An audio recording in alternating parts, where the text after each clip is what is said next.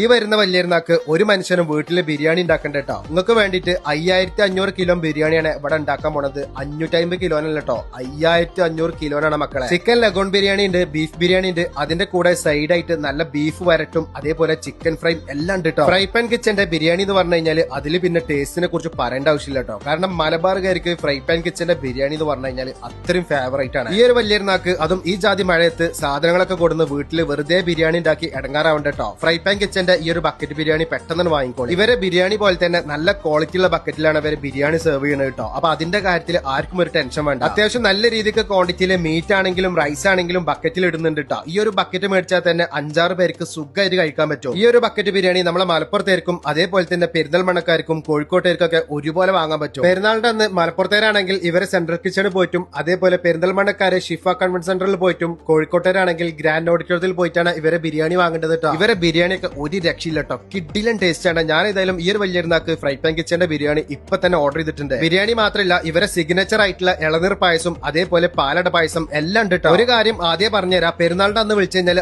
ആർക്കും സാധനം കിട്ടൂല കേട്ടോ, മുൻകൂട്ടി വിളിച്ച് ബുക്ക് തന്നെ വേണം. അപ്പൊ മലപ്പുറത്തേരും പെരിന്തൽമണ്ണക്കാരും കോഴിക്കോട്ടുകാരൊക്കെ നിങ്ങൾക്ക് ഇഷ്ടമുള്ളത് ഇപ്പൊ തന്നെ ഈ കാണുന്ന നമ്പറിൽ വിളിച്ചിട്ടാണ് പ്രീ ബുക്ക് ചെയ്തോളേ.